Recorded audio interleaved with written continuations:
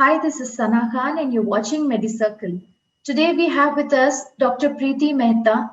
She is an expert in treating benign hematology disorders like aplastic, thalassemia, sickle cell anemia, etc., solid tumors like hepatoblastoma, neuroblastoma, etc., and leukemia, lymphomas up to 18 years of age.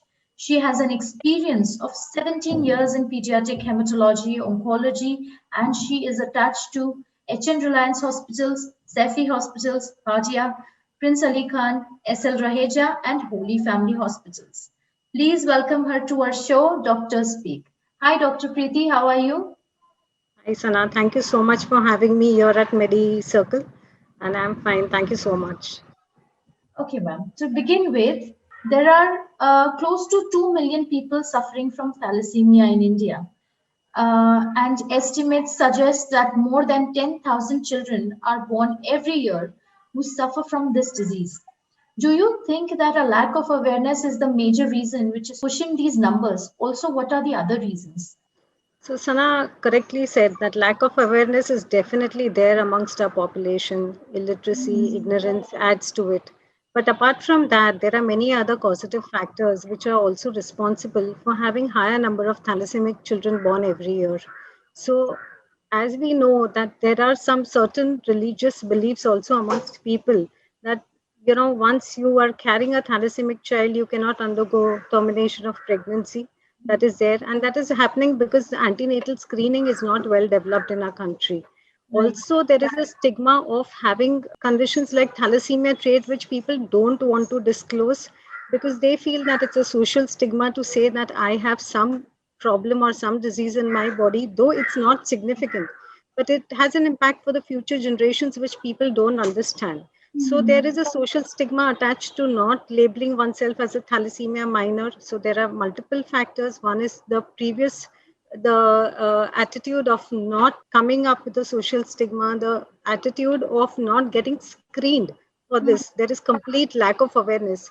And thirdly is the religious beliefs among certain sections of the society. So all these contribute to having increased number of thalassemic children in the society. According to you, how successful is the pre-implantation genetic diagnosis? And does it come under affordable care? So it's one of the innovations of medicine, which is like it's a double-edged sword. It is definitely a boon, then a disaster. It's a welcome medical innovation and it's there in our society, in our country since the last 2 decades. To begin with, it was a few centers, one at Jaslok, which had started with the pre-implantation genetic diagnosis and followed. We have a few centers across India. So one is in Chennai, Delhi. So all the metropolitan cities practically have a few of them do have these facilities. But as I said, that it is a boon. But there are limitations with everything. With we know that with every new thing coming in the market, there is always a limitation. So there are a few limitations, and the first limitation is the cost. Not every average Indian is able to afford the cost of this because it is as close to 6,000 US dollars, which probably most of the Indians cannot afford. That is one thing. Though the cost may have subsidized a little over the years, but not really. That is one thing. Though it adds to the benefit. The other drawbacks of this is it needs a lot of expertise. So it cannot be available in the smaller places of the country. So the rural areas and all that is completely out. And we cannot set up those facilities in those centers because it requires a lot of expertise to have the pre-implantation genetic diagnosis. So for a country like ours, where the population is completely divided between the rich and the poor, it is definitely an option for the elite. But for the poorer section of the society, antenatal screening is still the best option compared to pre-implantation. Okay. So it is good to have it for the few. The other problem is that if there is a mosaic embryo, then it will not be picked up in the pre-implantation procedure, and then in the after the fertilization, it will not be picked up, and so there is still a chance that. So we need to do a chorionic villus sampling or immunosynthesis even after doing a pre-implantation genetic diagnosis. So all this is not easy. It is good for the 10% of our population who has the finances to go ahead with such procedures. Otherwise, it's difficult for the majority in the country. But definitely a good boon for the society in general, for those who can afford it. definitely a good boon. Okay. Dr. Preeti, what made you decide to become a pediatric hematologist oncologist? So it is not that I have gone into, to be honest, I have not entered this profession by choice, to be honest. It was after my MD pediatrics, I joined Vadea Children's Hospital as an assistant professor, and I was asked to look after children with blood diseases and cancers. And that's where my journey started. And then when I started working with these children, I realized that the agony and the misery that they go through is tremendous. But the gratifying thing is that once they get all right and they unite with the families completely hale and hearty, it is such a satisfying experience. So that really made me get involved more and more with this branch.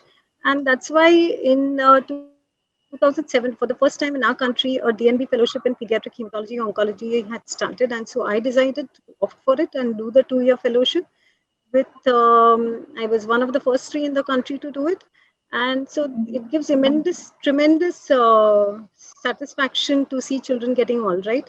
And the Right. second thing is that childhood cancer is curable. Most of the times, the common notion is that it may, unless it's in the very advanced stage, but now with aggressive chemotherapy and multimodality approach, even that is possible. So I just treated a stage 4 neuroblastoma with a multi-pronged therapy, and by God's grace, he is doing very well. And he was from Ghana, and he's about to leave the country after going through. If I share the pictures, you will see how horrendous he was when he came in with bilateral proptosis, cachexia, and you won't believe it's the same child. And another child with bilateral Wilms tumor, he's completely all right, and he's also returned back home. It's been more than a year now since he's been treated. So such things really give you a satisfying experience that you are doing something which is helping the society and the future generation, of the children are the future generation. So it's helping the future generation, which really gives me immense pleasure. So that's how I'm into pediatric hematology. Looking up to you, it's such an immense pleasure. It really feels good. You feel like instruments of God doing work, and I feel happy that God has bestowed this work on me, that I can True, very go true. ahead and do good work. Thank you so much, Dr. Preeti, for coming to our show and sharing your valuable time and insights with us at MediCircle. It has been a pleasure having you on the show. Thank you, Sana, and thank you, MediCircle, for having me here. Thank you, Have a ma'am. good day. Have a good day. Bye.